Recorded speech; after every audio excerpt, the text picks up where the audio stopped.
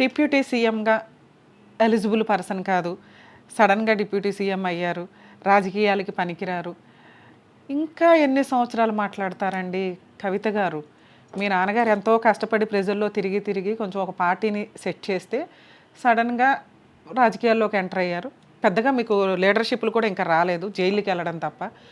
ఒక స్టేట్మెంట్ ఇచ్చేటప్పుడు అవతల వ్యక్తి ఎవరు ఏంటనేది తెలుసుకొని ఇస్తే బాగుంటుంది. నాకు పైగా టీఆర్ఎస్ పార్టీ అంటే కొంచెం రెస్పెక్ట్ ఉంటుంది. ఎందుకంటే మీ నాన్నగారు సర్వీస్ కానీ ఏదైనా ఉన్నంతలో ఒక కోవిడ్ టైంలో ఆయన రెస్పాండ్ అయిన విధానం కానీ, ప్రజలు సొంత మనుషుల్లాగా ఆయన రెస్పాండ్ అయిన విధానం కొంచెం బాగుంటుంది. ఎందుకంటే భయపడ్డాం ఎవరికి తెలియని విషయంలో. మీకు ఇంకా రాజకీయాల గురించి పూర్తిగా తెలియదేమో అని నా ఉద్దేశం. మేబీ తెలిస్తే హ్యాపీ, ఎందుకంటే తెలిస్తే ఇలాంటి మాటలు మాట్లాడరని నేను అనుకుంటున్నా. పవన్ కళ్యాణ్ గారు ఎన్నో ఇయర్స్ నుంచి స్ట్రగుల్ అవుతూ ఎన్నో రకాల మాటలు తట్టుకొని ఉన్నంతలో ప్రజాసేవ చేసుకుంటూ సొంత డబ్బులతో, మనమేం తినేలేదండి, ఆయన సినిమాలు చేసుకున్న వచ్చిన డబ్బులతో రాజకీయాల కంటే ముందు నుంచే సర్వీస్ చేస్తారు. అందుకే ఆయనకు తెక్క ఉంది, దానికో లెక్క ఉంది అనుకుంటే వెళ్తారు. కానీ ఆయన సర్వీస్ ఆ రేంజ్లో ఉంటుంది.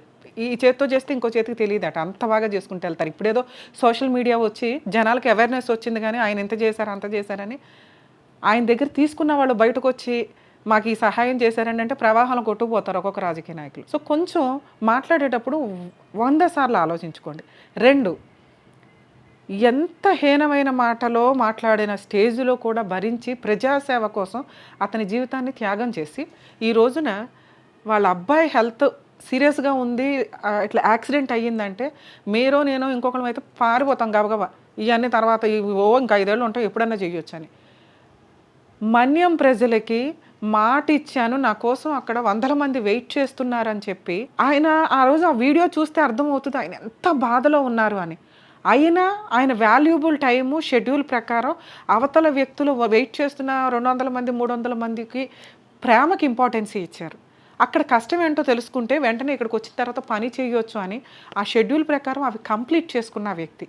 ఈ రోజున కొంచెం ఆంధ్రాలో రోడ్లు పడుతున్నాయన్నా, అందరూ ఊపిరి పీల్చుకుంటున్నారన్నా కాస్త పార్టీ కూటమి ఏదైతే ఉందో పర్ఫెక్ట్గా వెళ్తుంది.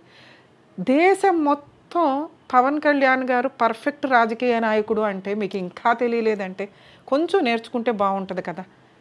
ఇలా ఇలా ఎవరన్నా కొంచెం డౌట్ఫుల్గా ఉన్న వాళ్ళందరూ కూడా నిజాయితీగా అక్రమాలు చేయకుండా ప్రజాసేవ చేస్తే వాళ్ళు రాజకీయ నాయకులు కాదు అని అనుకుంటే కనుక కొంచెం చేంజ్ అవ్వండి. వాళ్ళు నిజాయితీగా ముందుకు వచ్చే వాళ్ళని పెంచటం కోసం ఈ వ్యక్తి తన సొంత డబ్బులతోటి తనకున్న టైంని పర్ఫెక్ట్గా చేసుకుంటూ వెళ్తున్నారు. ఆయన చేయనివ్వండి. ఇట్లాంటి స్టేట్మెంట్లు ఇవ్వకుండా ఉంటే బాగుంటుంది అనేది నా ఉద్దేశం.